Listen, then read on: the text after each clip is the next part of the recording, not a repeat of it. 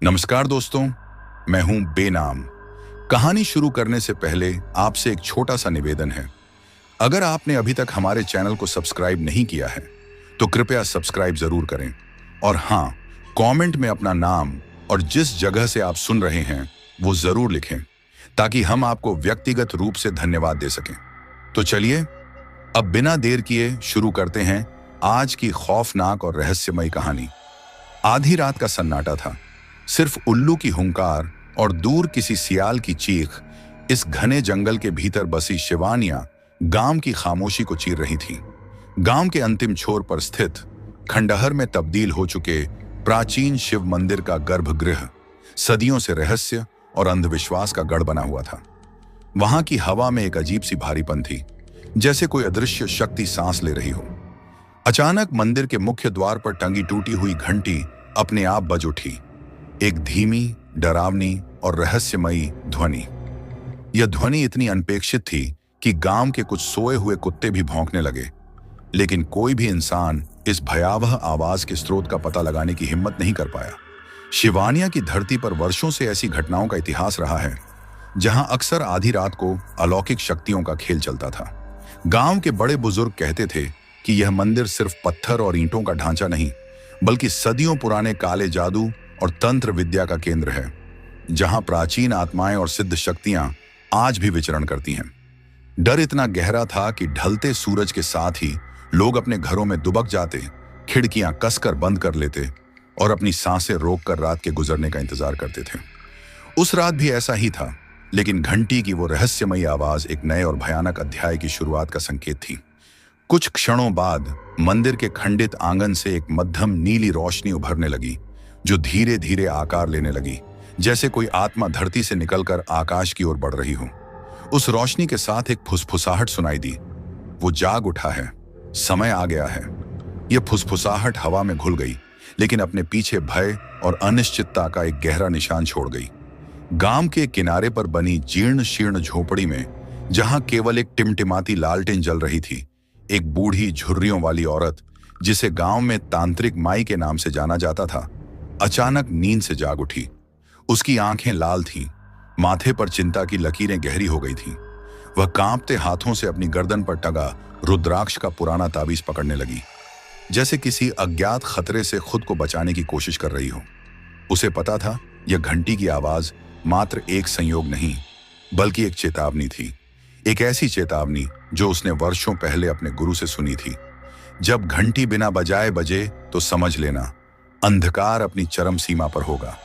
तांत्रिक माई ने तुरंत अपनी पुरानी ताड़पत्री की पोथी खोली, जिस पर सदियों पुराने तंत्र मंत्र और भविष्यवाणियां लिखी थीं।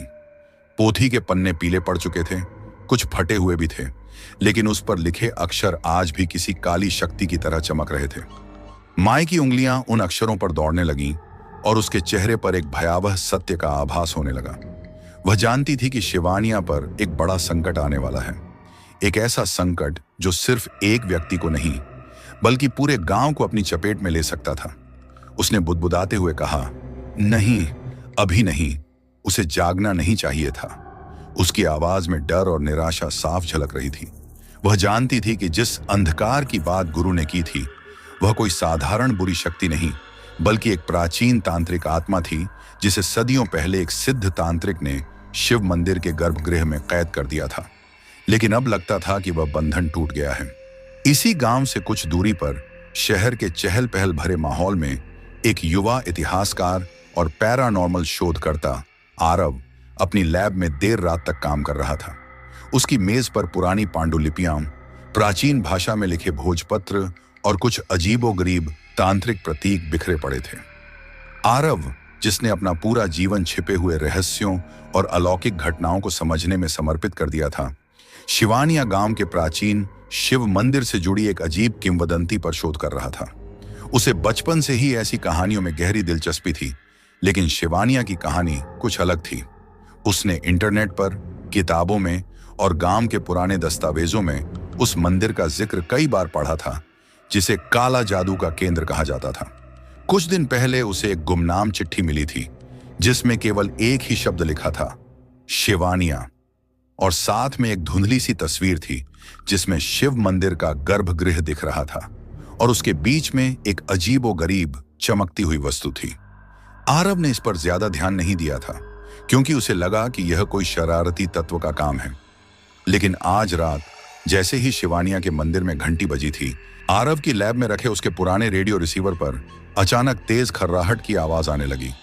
वह रिसीवर, जो उसने अलौकिक आवृत्तियों को पकड़ने के लिए डिजाइन किया था, सामान्यतः शांत रहता था।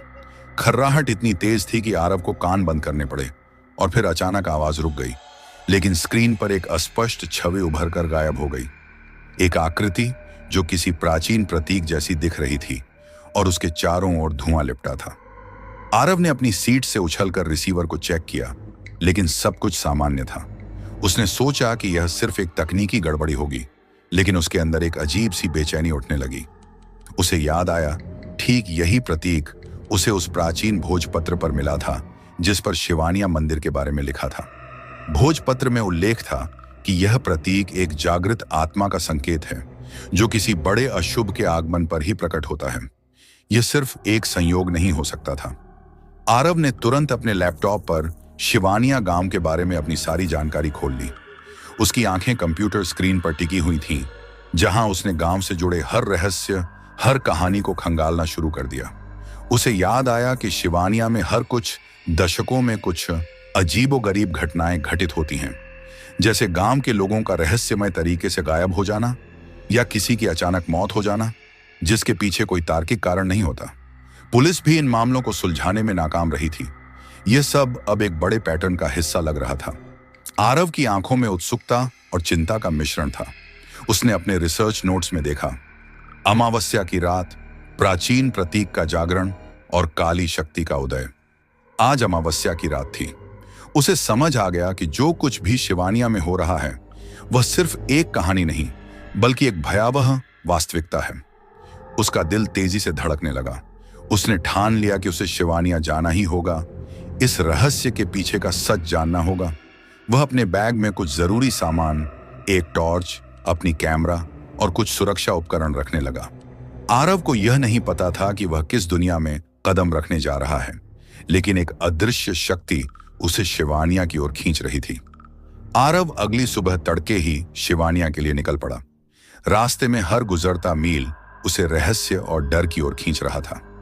सुबह का सूरज अभी पूरी तरह उगा भी नहीं था और वातावरण में एक अजीब सी चुप्पी थी जो आमतौर पर प्रकृति में नहीं होती।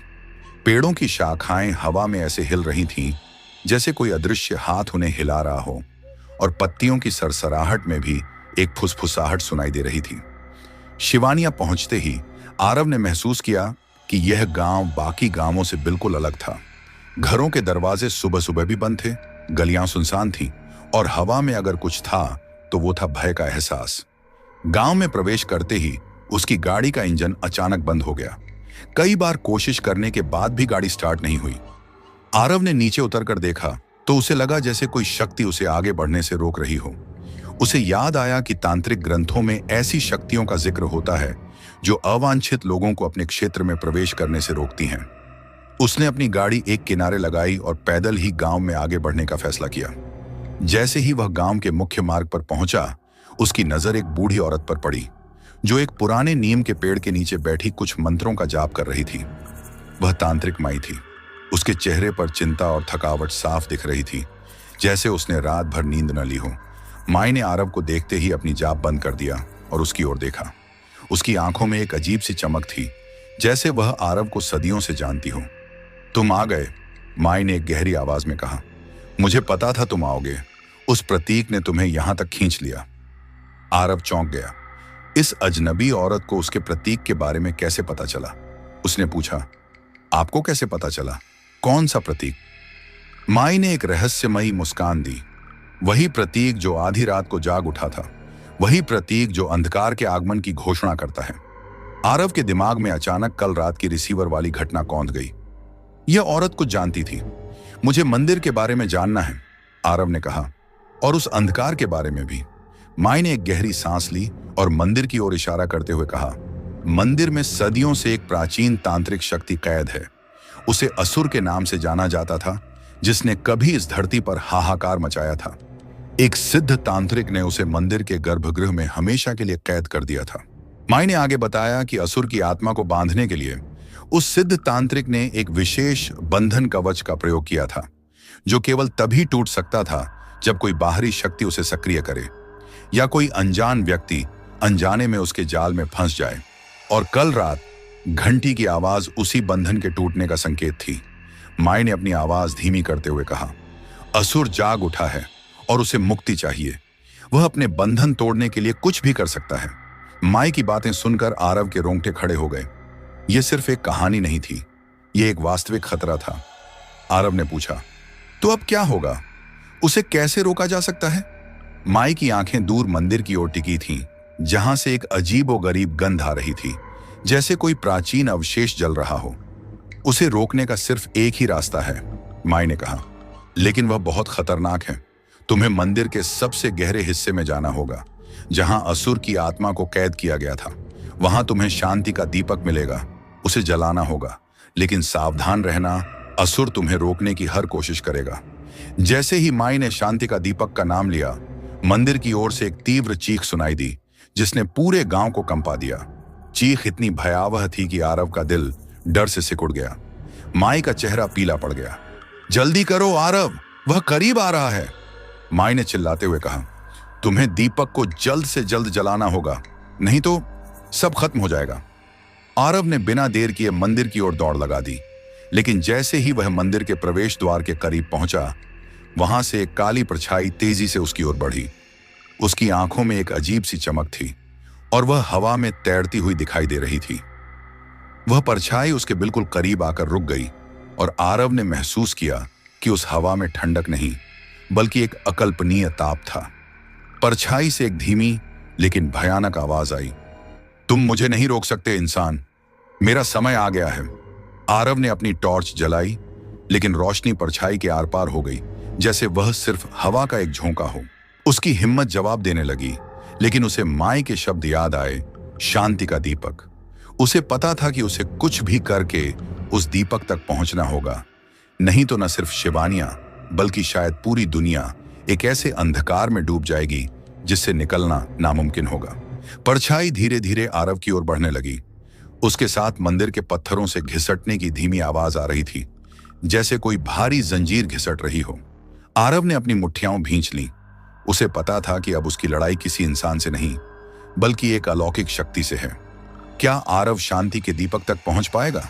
क्या वह अंधकार को रोक पाएगा या खुद भी उसका शिकार बन जाएगा?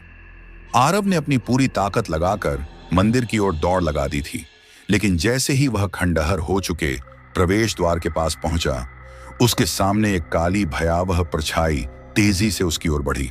यह कोई साधारण परछाई नहीं थी। हवा में एक असहनीय ठंडक घुल गई थी और आरव की सांसें जैसे गले में ही अटक गईं। परछाई ने पलक झपकते ही उसे घेर लिया और अब वह आरव के चारों ओर मंडरा रही थी, जैसे कोई अदृश्य शिकारी अपने शिकार को फंसा रहा हो। उस परछाई से एक धीमी लेकिन बेहद डरावनी आवाज गूंजी, तुम मुझे नहीं रोक सकते इंसान, मेरा समय आ गया है। यह आवाज आरव के दिमाग में सीधे घुस रही थी, उसकी आत्मा तक को कंपा रही थी। आवाज इतनी भयावह थी कि आरव को लगा जैसे उसके कानों से खून निकल रहा हो।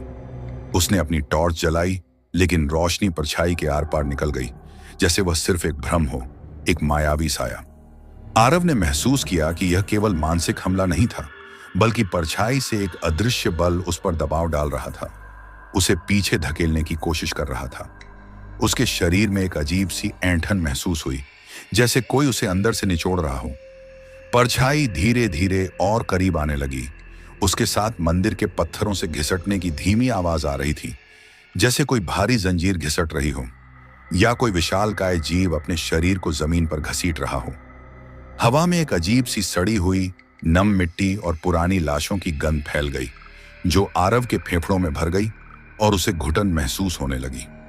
उसकी हिम्मत जवाब देने लगी थी। उसके पैरों तले जमीन खिसक रही थी, लेकिन उसे तांत्रिक माई के शब्द याद आए, शांति का दीपक।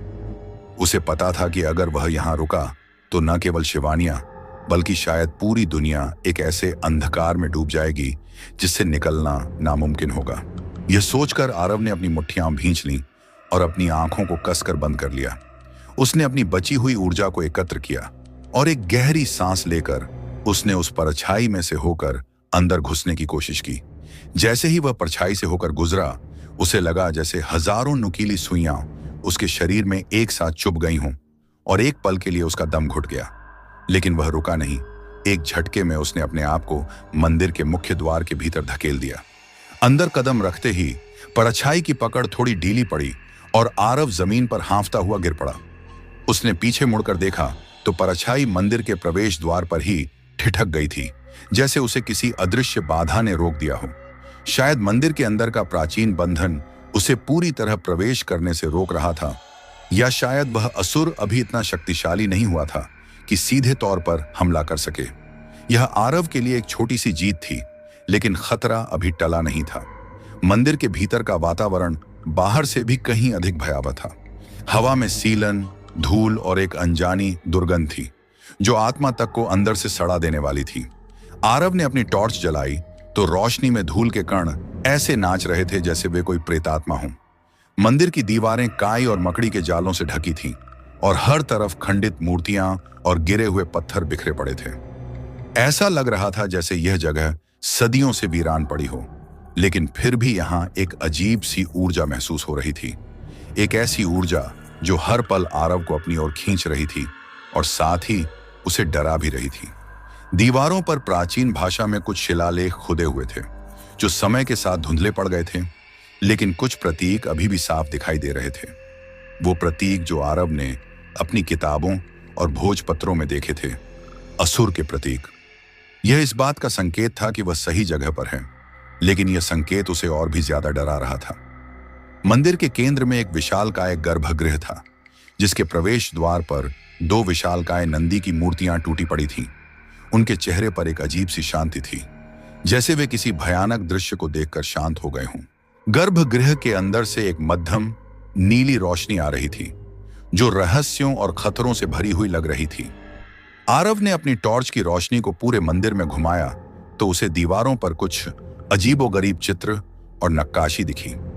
उनमें से कुछ में भयानक राक्षस जैसी आकृतियां दिखाई दे रही थीं जो इंसानों को यातना दे रही थीं, और कुछ में एक शक्तिशाली तांत्रिक एक विशालकाय जीव को जंजीरों में बांध रहा था। यह निश्चित रूप से असुर और उसे कैद करने वाले सिद्ध तांत्रिक की कहानी थी। हर कदम पर एक नई भयावहता उसका इंतजार कर रही थी। आरव को लगा कि मंदिर की दीवारों से कोई उसे घूर रहा है, कोई अदृश्य आंखें उसका पीछा कर रही हैं। हवा में कभी कभी फुसफुसाहट सुनाई देती, जैसे कोई प्राचीन आत्मा उससे बात करना चाहती हो या शायद उसे चेतावनी देना चाहती हो। आरव को अपनी सांसें भी तेज होती महसूस हुई।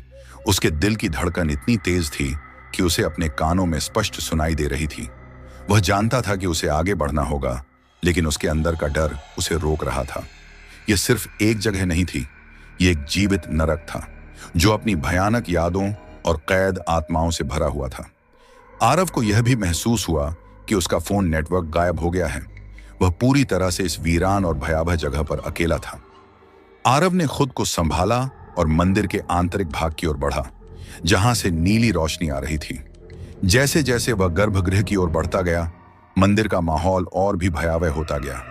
हवा में अब सिर्फ सीलन और धूल नहीं, बल्कि रक्त, बलि और किसी प्राचीन राख की दुर्गंध भी घुल गई थी, जो आरव को उबकाई आने पर मजबूर कर रही थी। दीवारों पर उकेरे गए चित्र और शिलालेख अब और भी स्पष्ट होते जा रहे थे, जिनमें असुर के जन्म, उसके भयानक कृत्यों और सिद्ध तांत्रिक द्वारा उसे कैद करने की पूरी कहानी विस्तार से बताई गई थी।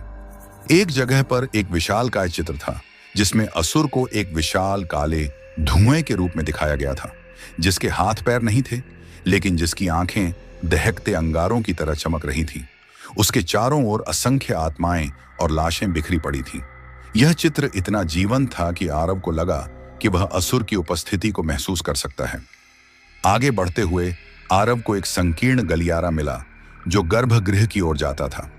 गलियारे की दीवारें नम थीं और उनमें से पानी टपक रहा था, जिससे एक अजीब सी धीमी आवाज आ रही थी, जैसे कोई लगातार रो रहा हो।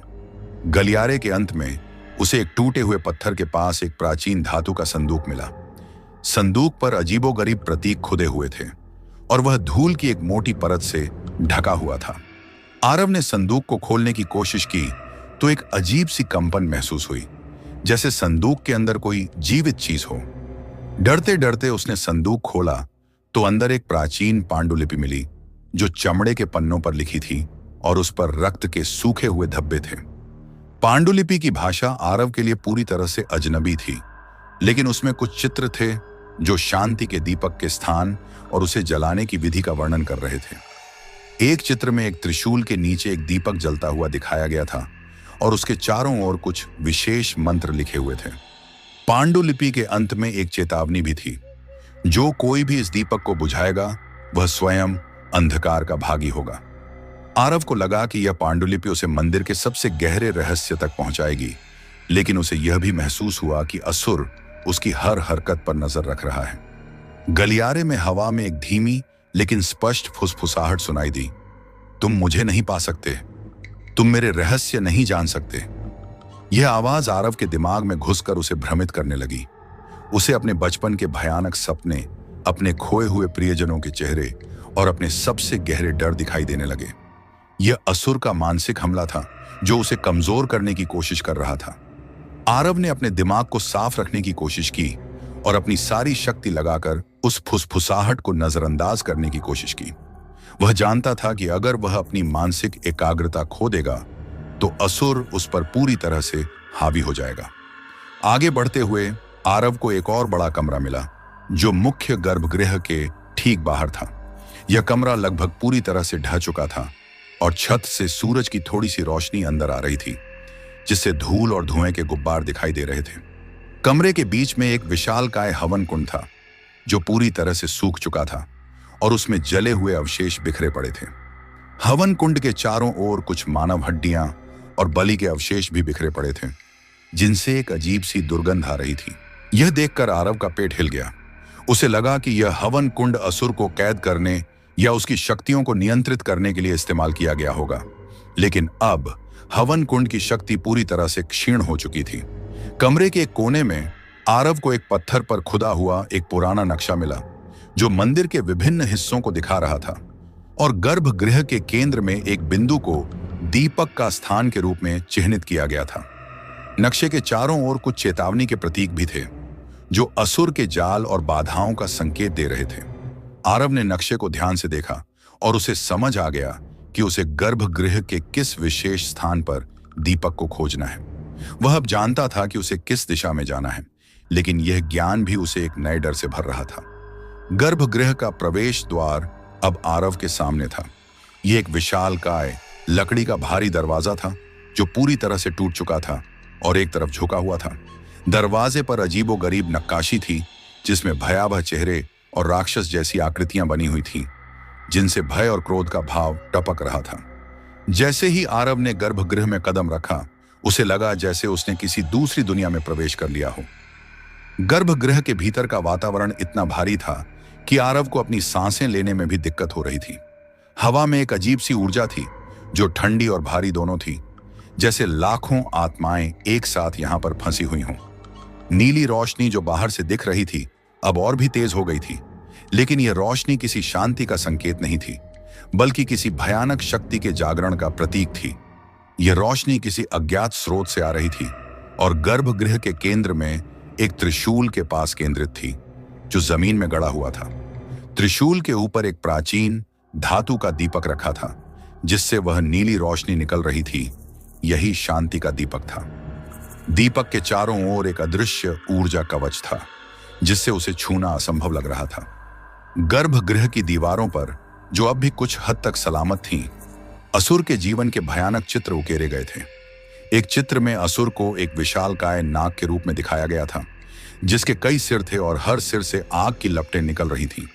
दूसरे चित्र में असुर को एक ऐसे दानव के रूप में दिखाया गया था जो बच्चों और महिलाओं को निगल रहा था और उसके चारों ओर रक्त की नदियां बह रही थीं। ये चित्र इतने भयावह थे कि आरव की आंखों में आंसू आ गए और उसे लगा कि वह सदियों पहले हुई उस बर्बादी का प्रत्यक्षदर्शी है। आरव ने दीपक की ओर कदम बढ़ाए, लेकिन हर कदम पर उसे लगा जैसे कोई अदृश्य हाथ उसे पीछे खींच रहा हो। गर्भगृह में हवा में एक अजीब सी चीखने की आवाज सुनाई दी जो कई आवाजों का मिश्रण थी। बच्चों का रोना, महिलाओं का विलाप और पुरुषों की चीखें। ये असुर के शिकारों की आत्माएं थीं जो उसे रोकने की कोशिश कर रही थीं, या शायद उसे चेतावनी देना चाहती थीं। आरव को अपने दिमाग में एक भयानक छवि दिखाई दी। एक विशाल काय, विकृत चेहरा जिसकी आंखें खून से लाल थीं और जिसके मुंह से आग की लपटें निकल रही थीं। यह असुर का असली रूप था, जो अब उसके करीब आ रहा था। आरव को लगा कि वह उसके साथ सीधा संपर्क स्थापित कर रहा है और उसके दिमाग में असुर की भयानक योजनाएं उभरने लगीं।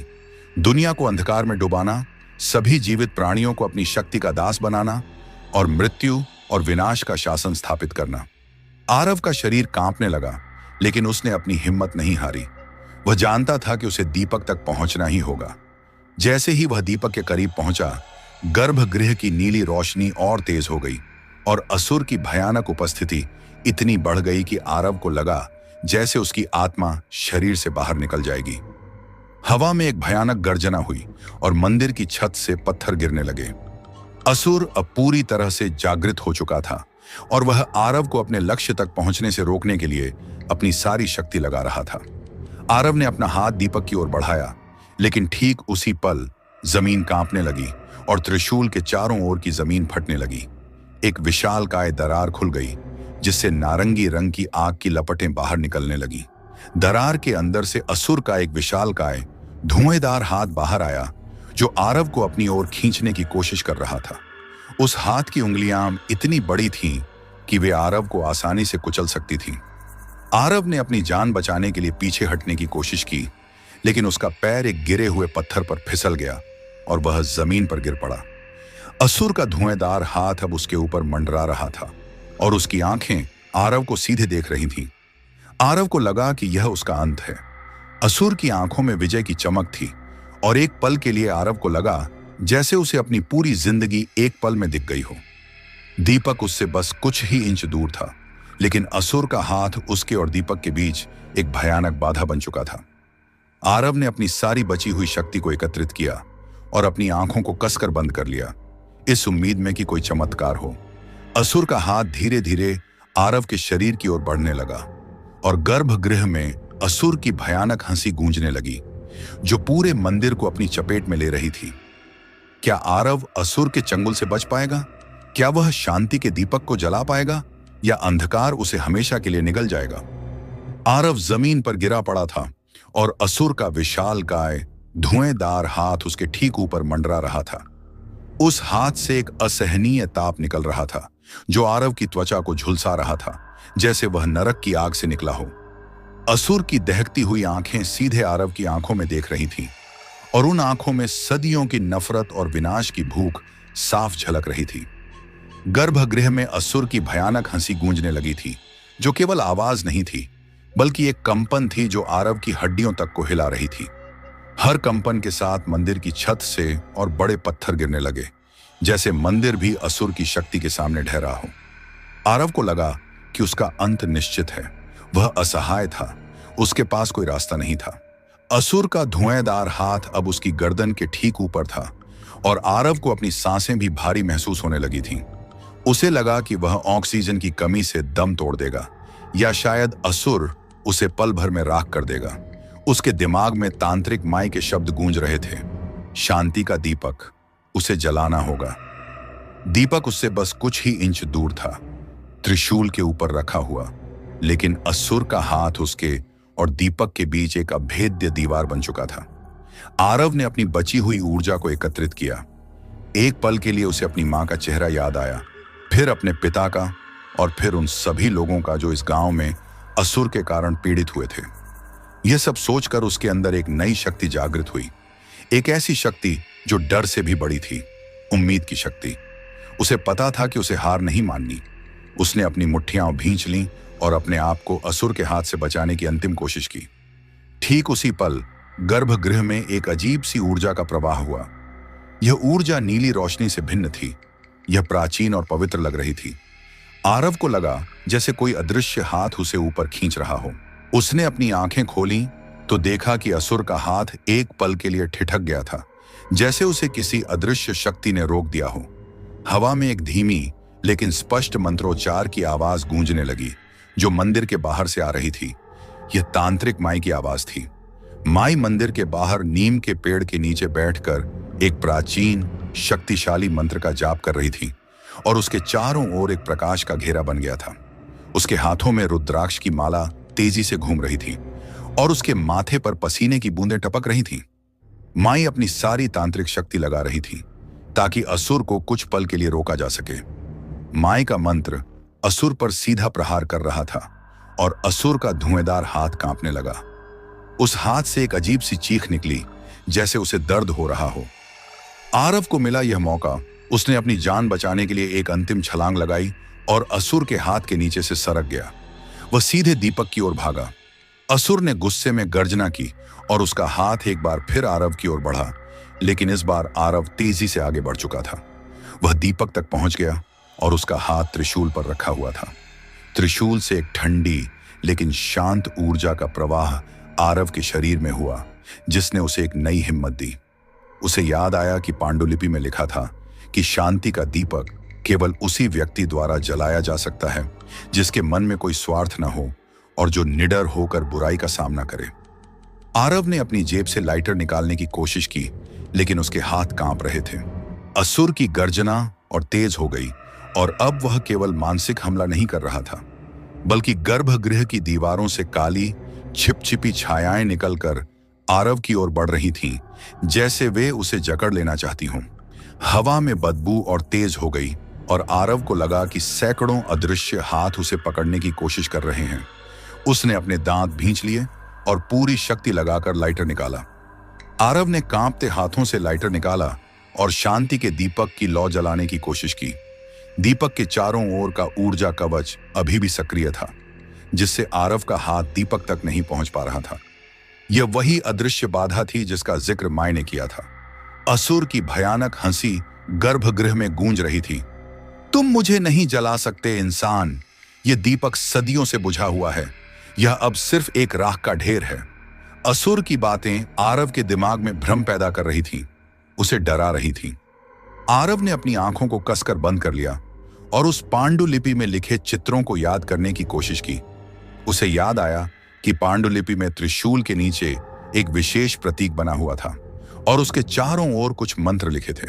शायद उस प्रतीक को छूने से ऊर्जा कवच टूट सकता था। आरव ने अपनी उंगली को त्रिशूल के आधार पर बने उस प्रतीक पर रखा और जैसे ही उसने छुआ, एक तेज नीली रोशनी निकली और एक अजीब सी कंपन पूरे गर्भगृह में फैल गई। ऊर्जा कवच में हल्की सी दरार आ गई, जिससे आरव को दीपक तक पहुंचने का एक मौका मिल गया। लेकिन यह इतना आसान नहीं था। जैसे ही कवच में दरार आई, असुर ने अपनी शक्ति को और तेज कर दिया। गर्भगृह की नीली रोशनी अब लाल हो गई थी और मंदिर की दीवारों पर उकेरे गए भयानक चित्र जीवंत होने लगे। राक्षसी आकृतियां दीवारों से बाहर निकलकर आरव की ओर बढ़ने लगी। उनके शरीर से बदबूदार धुआं निकल रहा था और उनकी आंखें अंगारों की तरह चमक रही थीं। आरव ने देखा कि उन आकृतियों के हाथ पैर नहीं थे, लेकिन वे हवा में तैरते हुए उसकी ओर बढ़ रही थीं, जैसे कोई अदृश्य शक्ति उन्हें धकेल रही हो। यह असुर की माया थी जो आरव को भ्रमित करके उसे डराना चाहती थी। आरव ने अपनी हिम्मत नहीं हारी। उसने एक बार फिर कोशिश की और इस बार उसका हाथ ऊर्जा कवच को भेद कर दीपक तक पहुंच गया। उसने लाइटर जलाया और एक हल्की सी लौ दीपक की बत्ती पर रखी, लेकिन लौ बुझ गई। असुर की हंसी और तेज हो गई। यह इतना आसान नहीं है इंसान। इस दीपक को जलाने के लिए तुम्हें अपने प्राणों की आहुति देनी होगी। आरव को लगा कि वह हार रहा है। दीपक जल नहीं रहा था और असुर की शक्तियां लगातार बढ़ती जा रही थीं। उसने फिर से पांडुलिपि की ओर देखा और इस बार उसने उस जगह पर ध्यान दिया जहां शांति के दीपक के बारे में लिखा था। पांडुलिपि के अंत में एक छोटा सा, लगभग अदृश्य अक्षर था जिसे आरव ने पहले नहीं देखा था। यह एक प्रतीक था, एक बिंदु के चारों ओर 3 छोटे वृत्त। आरव को याद आया कि यह प्रतीक जीवन ऊर्जा का प्रतीक था, जिसका जिक्र उसने प्राचीन तंत्र ग्रंथों में पढ़ा था। इसका मतलब था कि दीपक को जलाने के लिए केवल लौ की जरूरत नहीं थी, बल्कि उसे जीवन ऊर्जा की भी आवश्यकता थी। असुर की बातों का भी यही अर्थ था, प्राणों की आहुति। लेकिन आरव को यह नहीं पता था कि यह आहुति कैसे देनी है और क्या यह सुरक्षित भी है। उसे याद आया कि तांत्रिक माई ने कहा था कि दीपक को जलाने का रास्ता बहुत खतरनाक है। आरव ने अपने दिमाग को शांत करने की कोशिश की। उसने अपनी आंखें बंद की और अपनी सांसों पर ध्यान केंद्रित किया। उसे याद आया कि कुछ प्राचीन तांत्रिक विधियों में जीवन ऊर्जा को एकाग्र करके किसी वस्तु में स्थानांतरित किया जा सकता है। क्या यही तरीका था? आरव ने अपनी दाहिनी हथेली को दीपक के ऊपर रखा और अपनी पूरी मानसिक शक्ति को एकाग्र करके अपनी जीवन ऊर्जा को दीपक में प्रवाहित करने की कोशिश की। उसके शरीर में एक अजीब सी झंझनाहट महसूस हुई, जैसे उसकी नसें जल रही हों और उसके माथे पर पसीने की बूंदें टपकने लगीं। उसे लगा जैसे उसकी आत्मा धीरे धीरे उसके शरीर से बाहर निकल रही हो। यह एक बेहद दर्दनाक अनुभव था। असुर को आरव की कोशिश का एहसास हुआ और उसने गुस्से में गर्जना की। गर्भगृह की नीली रोशनी पूरी तरह से लाल हो गई और दीवारों से निकली राक्षस आकृतियां और तेजी से आरव की ओर बढ़ने लगीं। असुर का धुएंदार हाथ एक बार फिर आरव की ओर बढ़ा, लेकिन इस बार वह और भी तेजी से आ रहा था। आरव की जीवन ऊर्जा दीपक में प्रवाहित हो रही थी और दीपक से एक हल्की सी नीली रोशनी निकलने लगी थी, जो धीरे धीरे तेज हो रही थी। लेकिन असुर अब उसके बहुत करीब था और आरव के पास ज्यादा समय नहीं था। आरव की जीवन ऊर्जा दीपक में समाहित हो रही थी और उसके शरीर में कमजोरी बढ़ती जा रही थी। उसे लगा कि वह अपनी अंतिम सांसें गिन रहा है, लेकिन दीपक से निकलने वाली नीली रोशनी भी तेज होती जा रही थी, जैसे दीपक धीरे धीरे जागृत हो रहा हो। असुर का धुएंदार हाथ अब आरव के ठीक ऊपर था और आरव ने महसूस किया कि अब वह उसे पकड़ ही लेगा।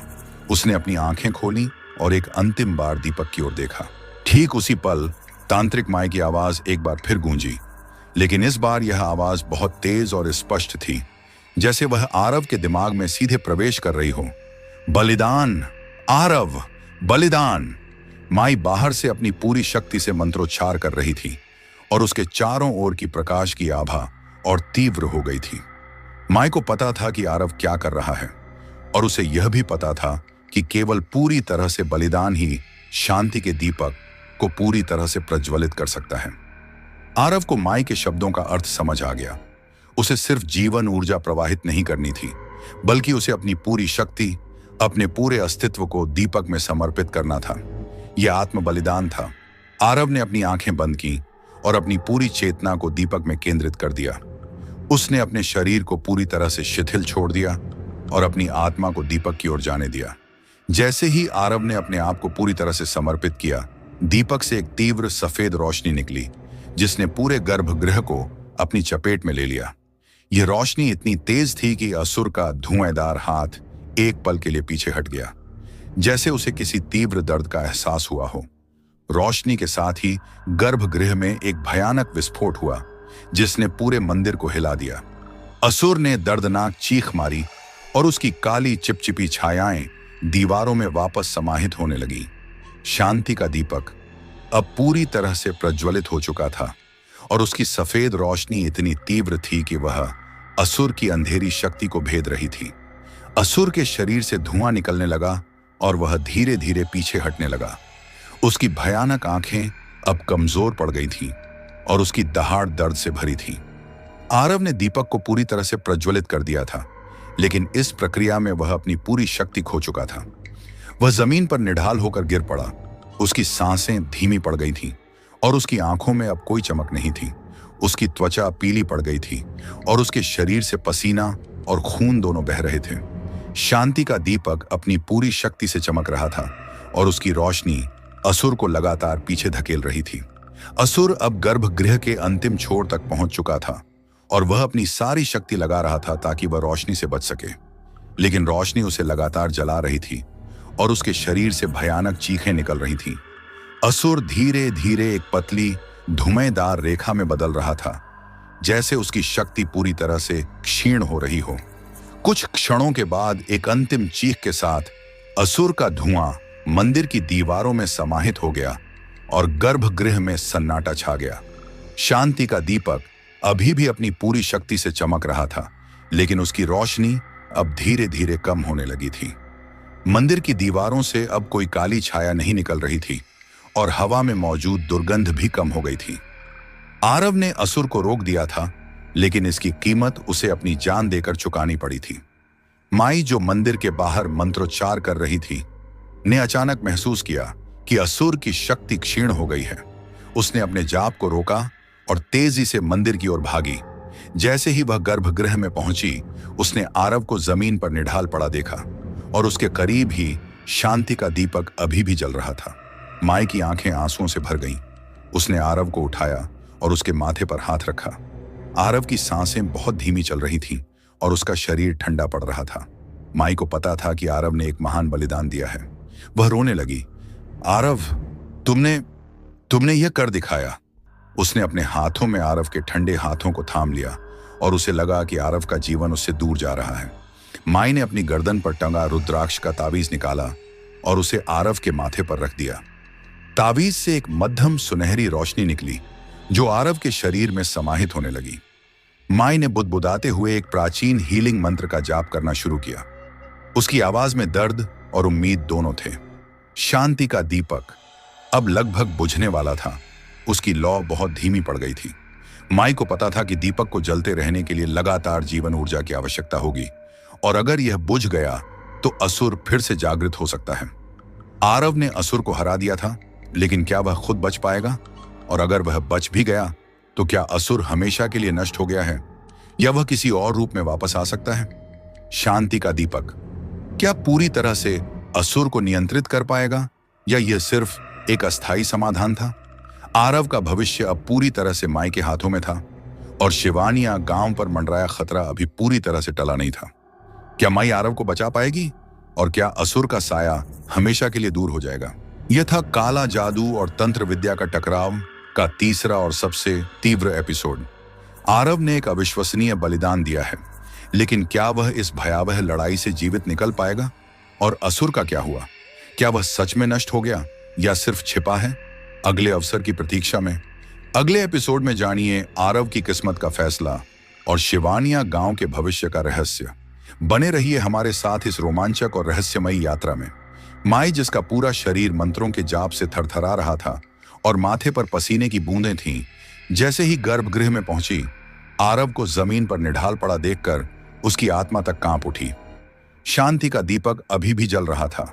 उसकी लौ धीरे धीरे कमजोर पड़ रही थी, जैसे किसी अंतिम सांस की तरह, लेकिन वह रोशनी अब भी असुर के अवशेषों को मंदिर के कोने कोने से दूर रख रही थी। गर्भगृह में हवा अब भी भारी और ठंडी थी, लेकिन अब उसमें वह घुटन भरी दुर्गंध नहीं थी जो पहले थी। इसके बजाय एक हल्की सी अजीबोगरीब महक थी, जैसे बहुत पुराना नम चंदन जल रहा हो, जो भय और शांति का एक अजीब मिश्रण थी। आरव का शरीर पीला पड़ चुका था।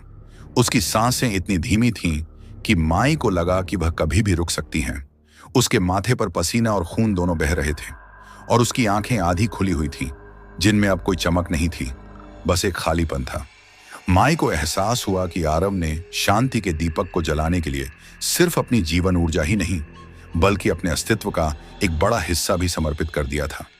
यह एक ऐसा बलिदान था जिसकी कीमत अक्सर मृत्यु ही होती है। माई ने तुरंत आरव के सिर को अपने गोद में उठाया, उसके ठंडे हाथों को अपने हाथों में लिया और महसूस किया कि उसके शरीर से जीवन शक्ति तेजी से निकल रही है। उसकी आंखों से आंसू बहने लगे, लेकिन उसने खुद को संभाला। उसे पता था कि यह रोने का समय नहीं है। उसने तुरंत अपनी गर्दन से अपना प्राचीन, वर्षों पुराना रुद्राक्ष का ताबीज उतारा, जो उसके गुरु ने उसे दिया था और जो सैकड़ों शक्तिशाली मंत्रों से अभिमंत्रित था। माई ने ताबीज को आरव के माथे पर रखा। जैसे ही ताबीज ने आरव की त्वचा को छुआ, उसे एक मध्यम सुनहरी रोशनी निकली जो धीरे धीरे आरव के शरीर में समाहित होने लगी, जैसे कोई जीवन रक्षक अमृत हो। माई ने अपनी आंखें बंद की और अपने होंठों को हिलाते हुए एक प्राचीन, लगभग भूली हुई भाषा में हीलिंग मंत्रों का जाप करना शुरू किया। ये मंत्र सिर्फ शब्द नहीं थे, बल्कि ऊर्जा के स्रोत थे जो आरव के शरीर में प्रवेश कर उसकी आत्मा को पुनर्जीवित करने की कोशिश कर रहे थे। माई का चेहरा पसीने से भीग गया, उसकी नसें फूल गईं और उसके शरीर से एक तीव्र कंपन निकलने लगी, जैसे वह अपनी बची हुई सारी शक्ति आरव में प्रवाहित कर रही हो। मंत्रों के साथ साथ गर्भगृह में हवा में एक अजीब सी ध्वनि गूंजने लगी, जैसे किसी झरने का पानी पत्थरों पर गिर रहा हो या किसी प्राचीन नदी की धारा बह रही हो। यह ऊर्जा के प्रवाह की ध्वनि थी जो आरव के शरीर में प्रवेश कर रही थी। माई की आंखें लाल हो चुकी थीं, लेकिन उसकी दृढ़ता में कोई कमी नहीं थी। वह जानती थी कि यह आरव को बचाने का उसका अंतिम प्रयास है। शांति का दीपक की लौ अब और भी धीमी हो गई थी। वह कभी भी बुझ सकती थी, और अगर वह बुझ जाती तो असुर के अवशेष फिर से जागृत हो सकते थे, या शायद एक नए और अधिक भयावह रूप में वापस आ सकते थे। माई को पता था कि दीपक को जलते रहने के लिए निरंतर जीवन ऊर्जा की आवश्यकता होती है, और यह ऊर्जा अब आरव से ही मिल रही थी। माई ने अपने मंत्रों को और तेजी से दोहराना शुरू किया। उसकी आवाज में एक अजीब सी तीव्रता और दृढ़ता आ गई थी, जैसे वह मृत्यु से आरव को छीन रही हो।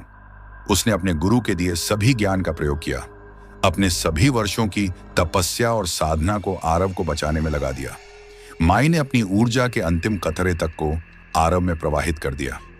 कुछ मिनट बाद माई का शरीर पूरी तरह से ढीला पड़ गया और वह हांफते हुए आरव के बगल में गिर पड़ी। उसकी आंखों में थकान और संतोष दोनों थे। आरव की सांसें अब थोड़ी स्थिर हो गई थीं।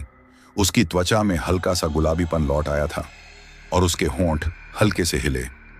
माई ने देखा कि शांति का दीपक की लौ अब भी जल रही थी, लेकिन उसकी रोशनी एक रहस्यमयी नीले रंग में बदल गई थी, जो पहले से अधिक स्थायी और शांत लग रही थी। यह इस बात का संकेत था कि दीपक अब आरव की जीवन ऊर्जा से नहीं, बल्कि मंदिर की प्राचीन ऊर्जा से जुड़ गया था, जिसे आरव के बलिदान ने जगाया था। लेकिन आरव अभी भी पूरी तरह से बेहोश था, और माई को पता था कि उसे पूरी तरह से ठीक होने में समय लगेगा। वह उसे सुरक्षित स्थान पर ले जाने की तैयारी करने लगी, लेकिन उसके मन में एक गहरा प्रश्न था। क्या असुर वास्तव में नष्ट हो गया था, या वह सिर्फ शांत हो गया था, किसी और दिन के लिए अपनी वापसी की प्रतीक्षा कर रहा था? माई ने दीपक की ओर देखा, जिसकी नीली लौ धीमी गति से नृत्य कर रही थी, और उसे लगा कि यह दीपक सिर्फ एक रोशनी नहीं, बल्कि एक चेतावनी भी था। एक चेतावनी की खतरा अभी टला नहीं है, बल्कि अब यह एक नए और अधिक जटिल रूप में सामने आएगा।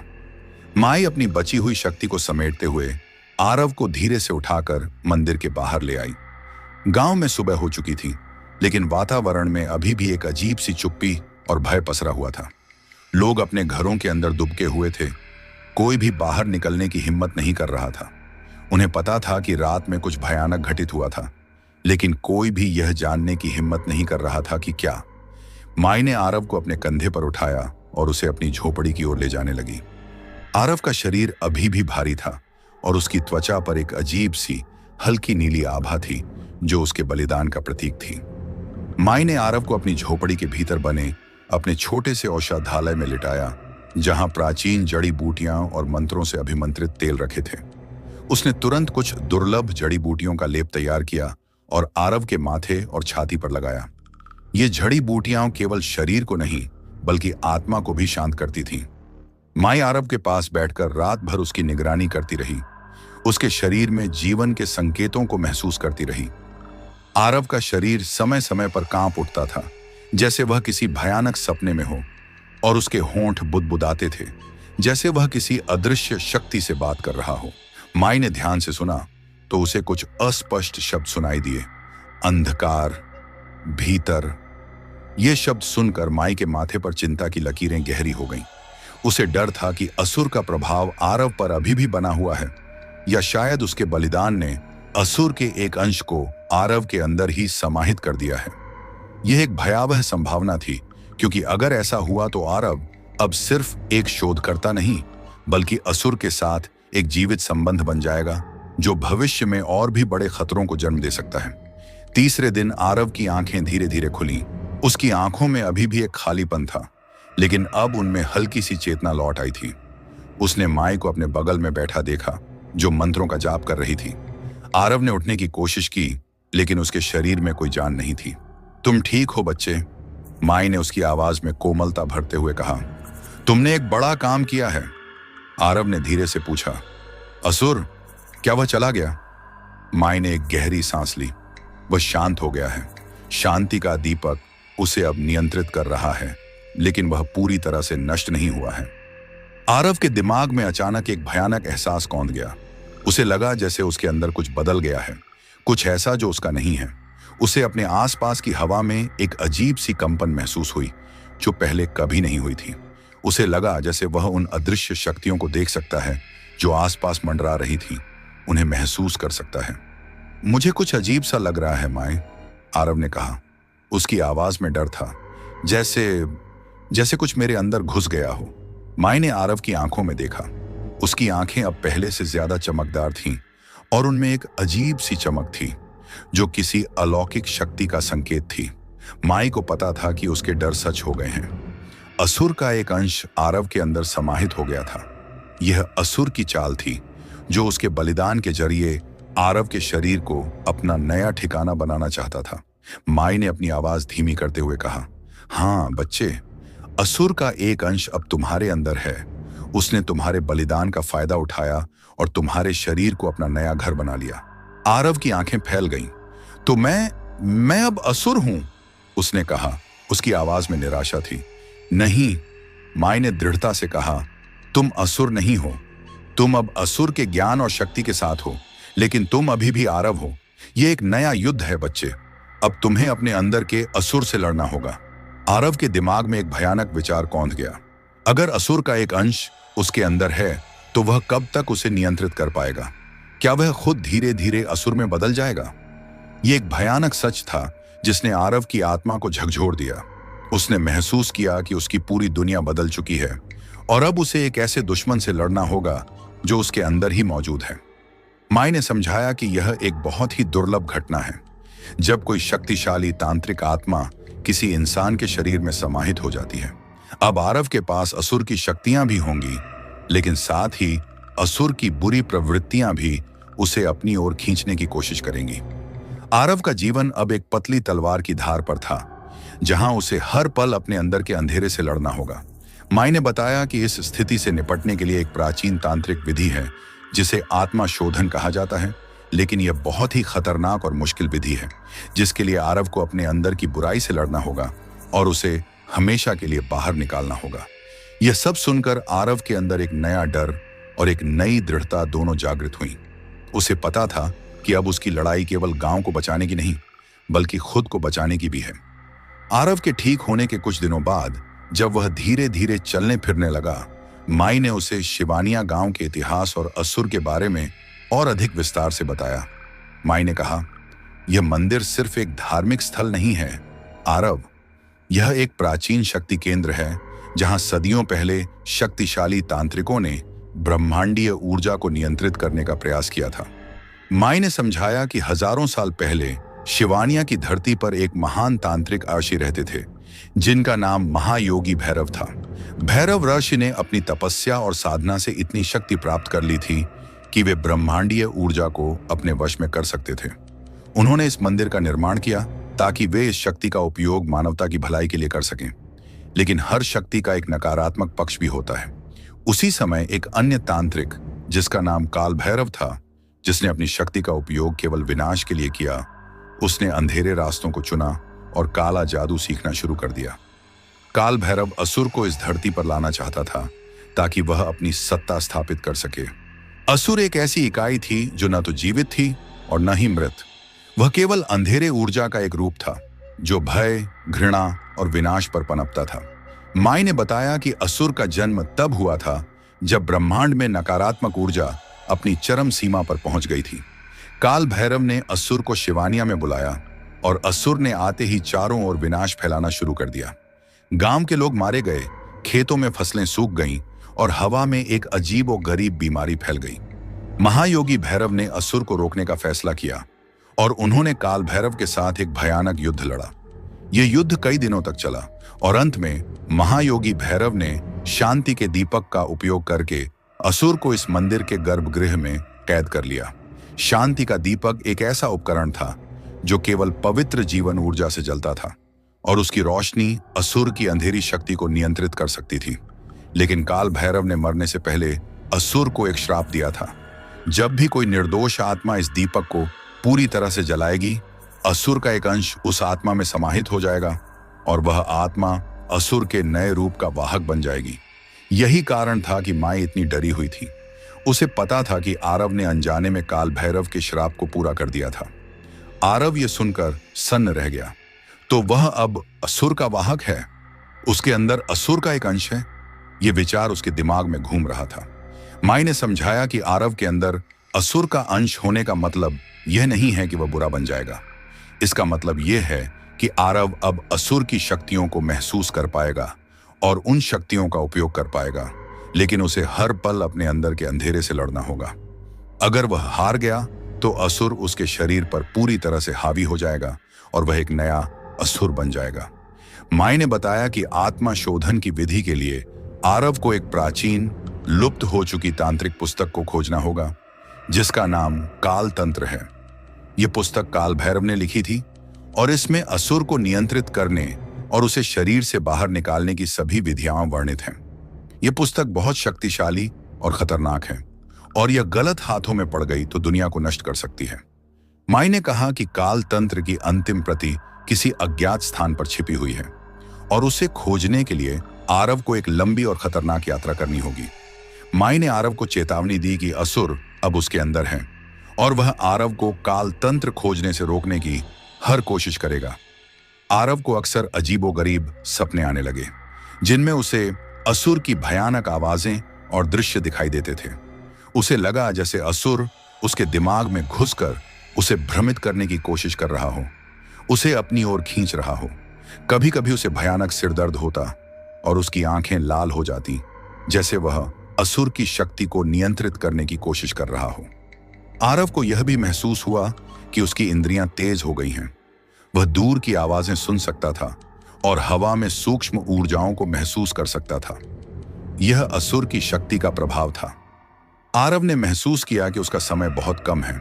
उसे काल तंत्र को खोजना होगा, इससे पहले कि असुर उस पर पूरी तरह से हावी हो जाए। एक रात जब आरव अपनी झोपड़ी में सो रहा था, उसे एक भयानक सपना आया।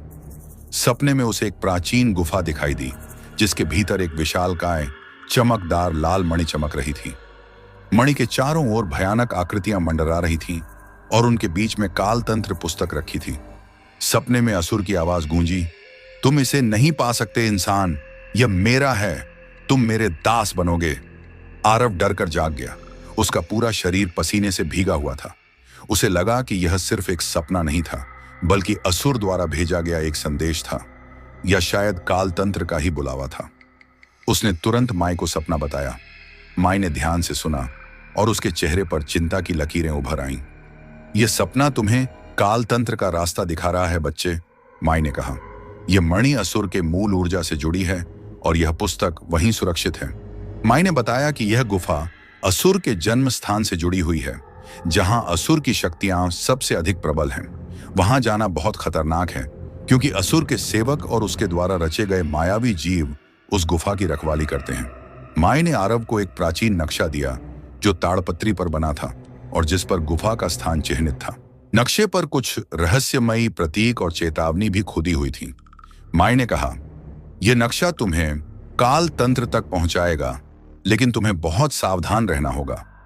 तुम्हारे अंदर का असुर भी तुम्हें रोकने की कोशिश करेगा। आरव ने नक्शे को ध्यान से देखा। गुफा शिवानिया से बहुत दूर एक घने और अनजान जंगल के भीतर स्थित थी, जहां कोई इंसान शायद ही कभी गया हो।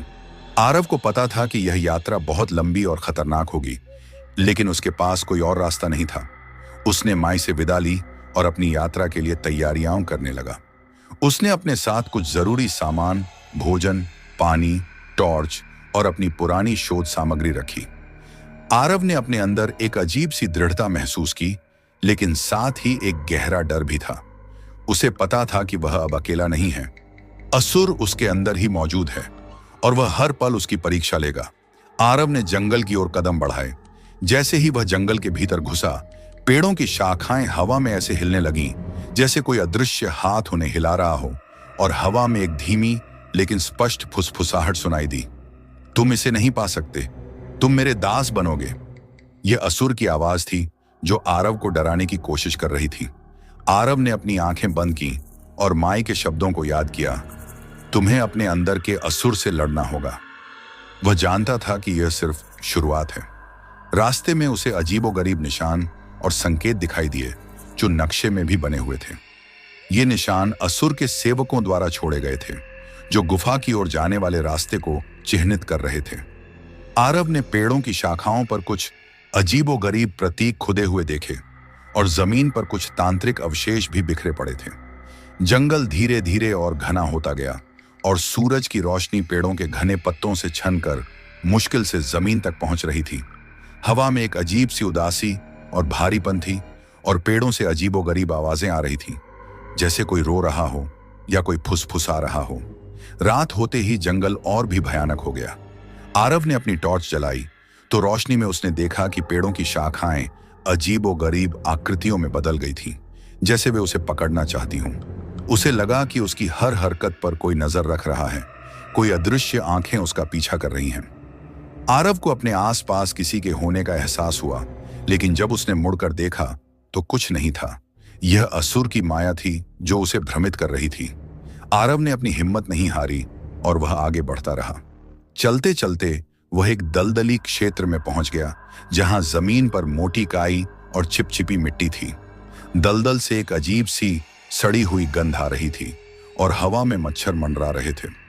आरव को पता था कि यह एक खतरनाक जगह है, क्योंकि असुर के सेवक अक्सर ऐसी जगहों पर छिपे रहते हैं। अचानक दलदल से कुछ काली चिपचिपी छायाएं बाहर निकलीं और आरव की ओर बढ़ने लगीं। छायाएं हवा में तैर रही थीं और उनके शरीर से एक अजीब सी डरावनी आवाज आ रही थी, जैसे कोई धीमी गति से कराह रहा हो। आरव ने तुरंत अपनी शोध सामग्री में से एक छोटी सी ताबीज निकाली, जिसे माई ने उसे दिया था। ताबीज से एक हल्की सी रोशनी निकली और छायाएं एक पल के लिए रुक गईं, जैसे वे डर गई हों। आरव को पता चला कि ये असुर के छोटे सेवक थे जो उसे रोकने की कोशिश कर रहे थे।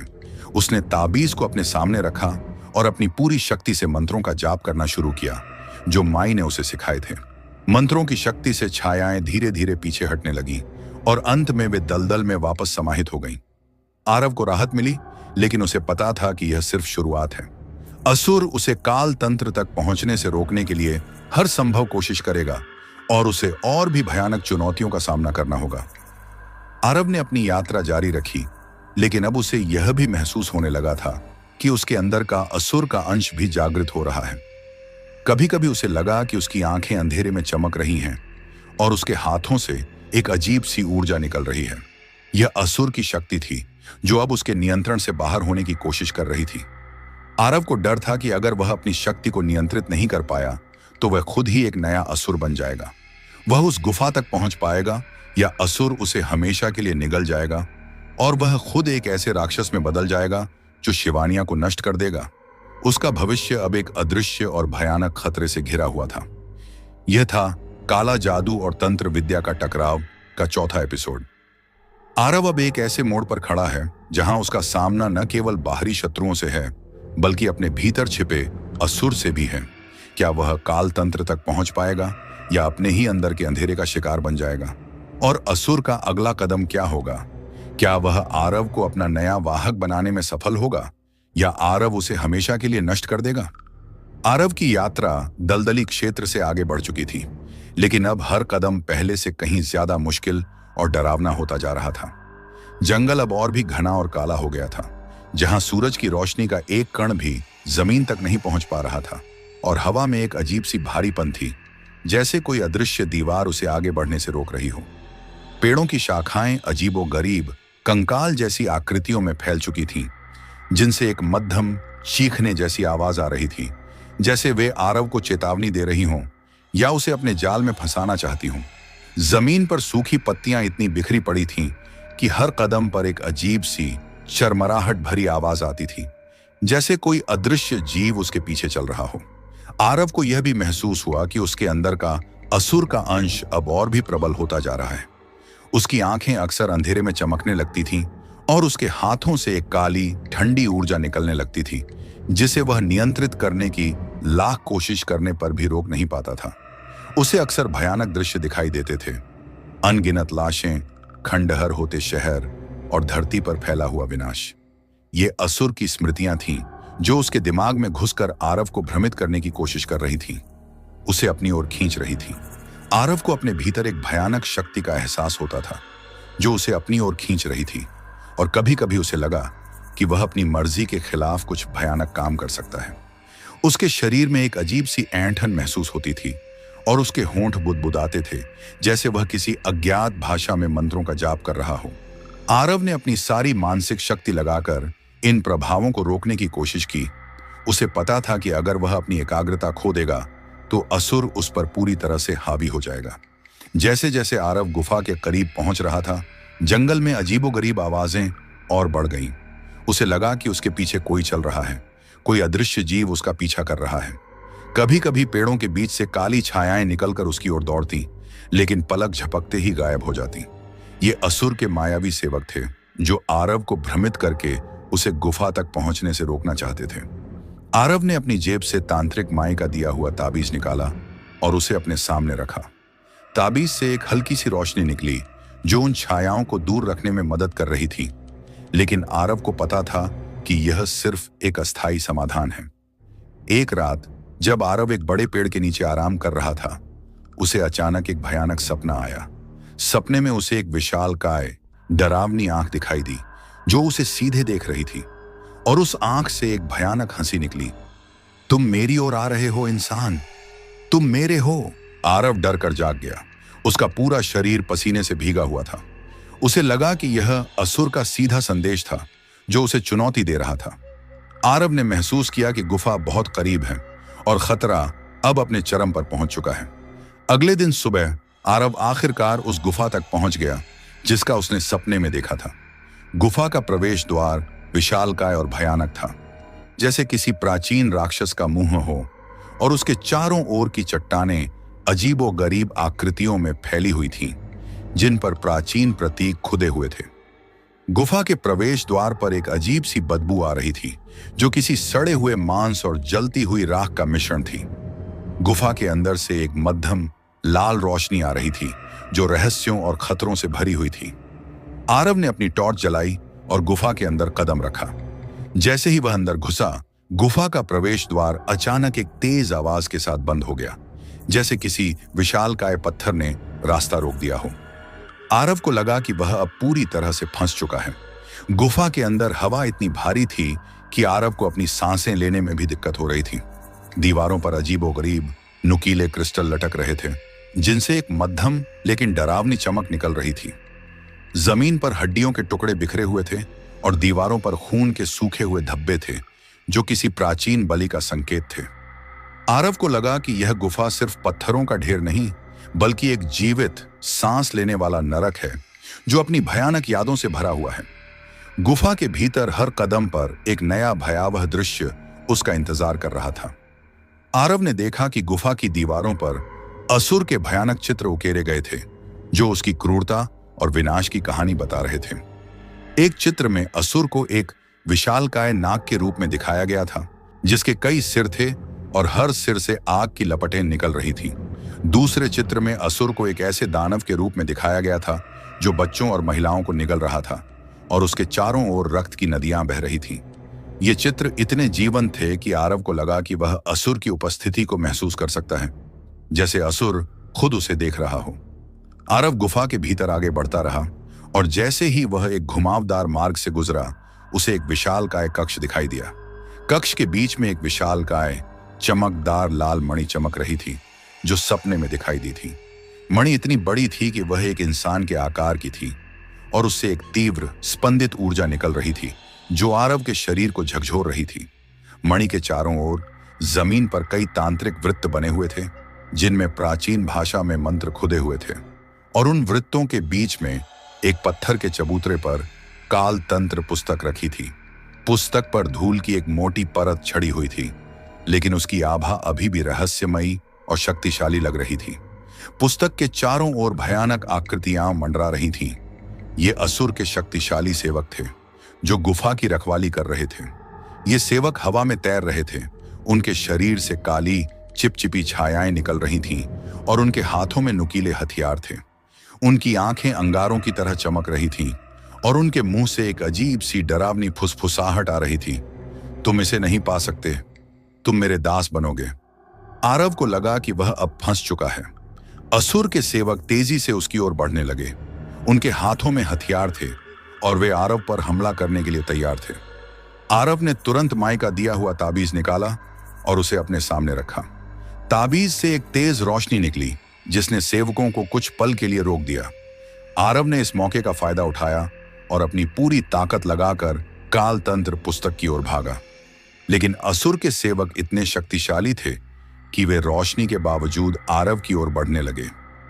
आरव को अपने अंदर असुर का अंश महसूस हुआ जो उसे शक्ति दे रहा था, लेकिन साथ ही उसे अपनी ओर खींच भी रहा था। उसे लगा कि उसकी आंखें अंधेरे में चमक रही हैं और उसके हाथों से काली ऊर्जा निकल रही है। आरव ने अपने अंदर की शक्ति का उपयोग करके उन सेवकों को पीछे धकेलने की कोशिश की, लेकिन वे बहुत अधिक थे।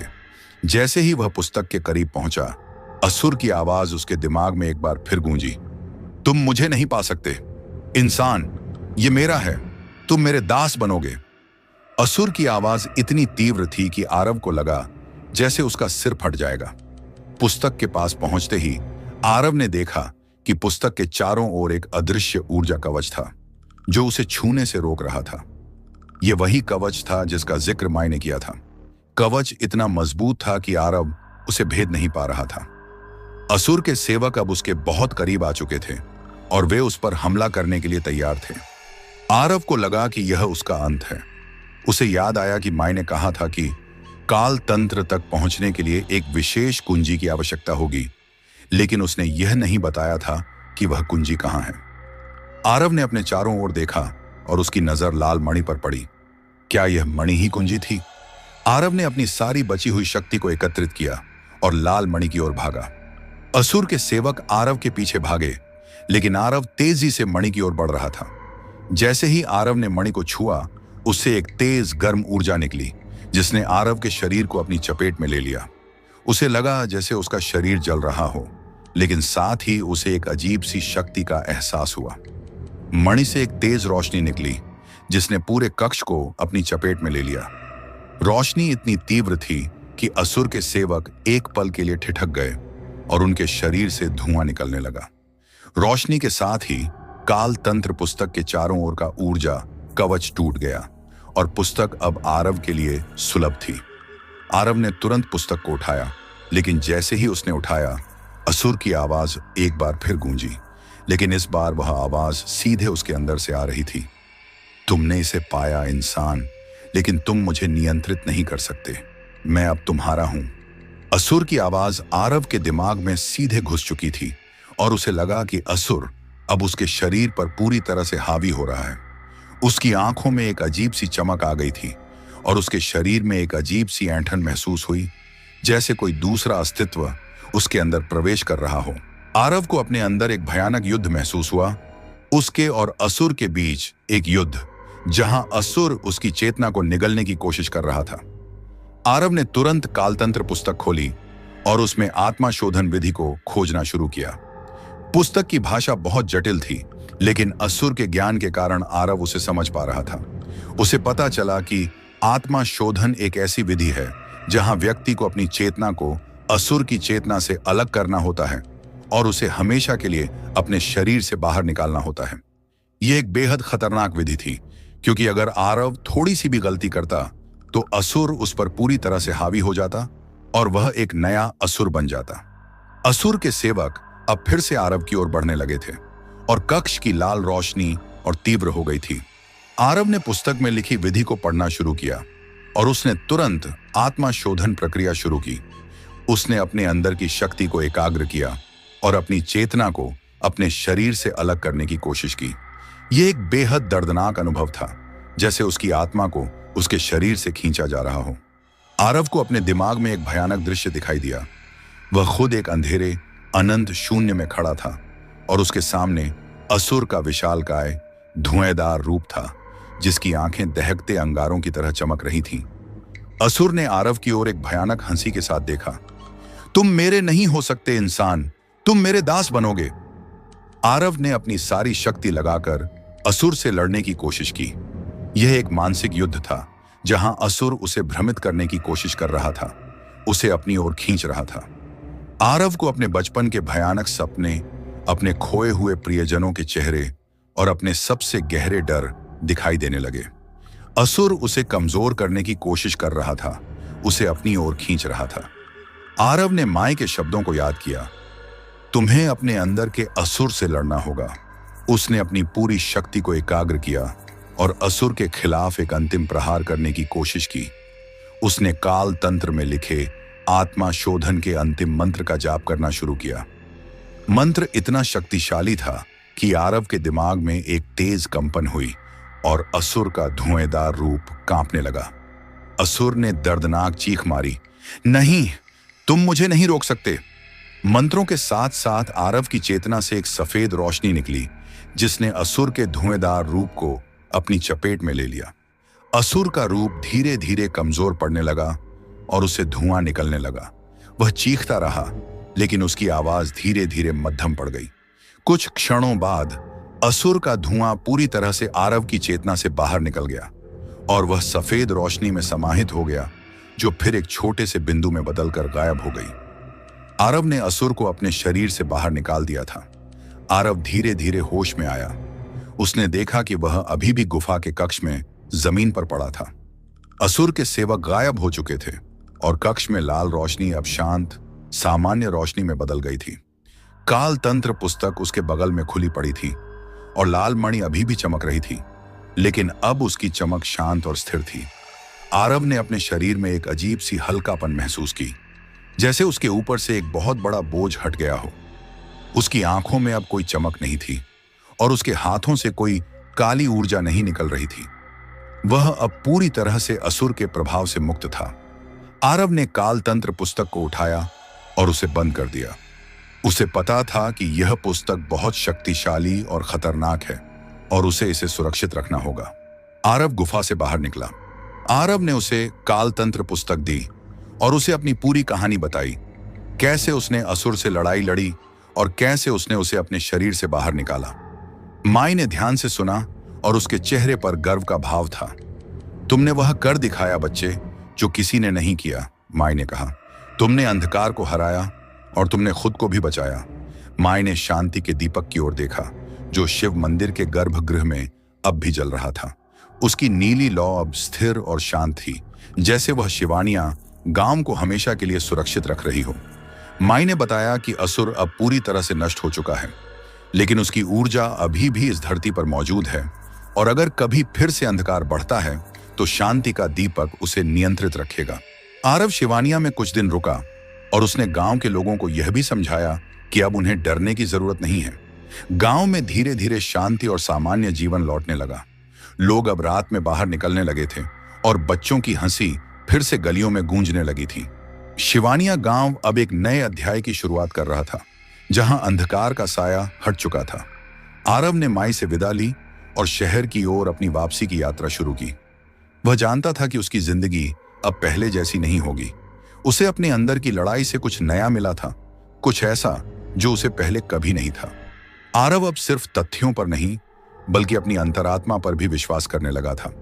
वह अब समझ चुका था कि दुनिया में ऐसे भी रहस्य हैं जिन्हें विज्ञान नहीं समझा सकता, और ऐसी भी शक्तियां हैं जिन्हें केवल आत्मा ही महसूस कर सकती है। आरव ने काल तंत्र पुस्तक को अपनी लैब में सुरक्षित स्थान पर रख दिया और उसने कसम खाई कि वह इस ज्ञान का उपयोग केवल मानवता की भलाई के लिए करेगा। उसने अपने शोध को जारी रखा, लेकिन अब उसका दृष्टिकोण पूरी तरह से बदल गया था।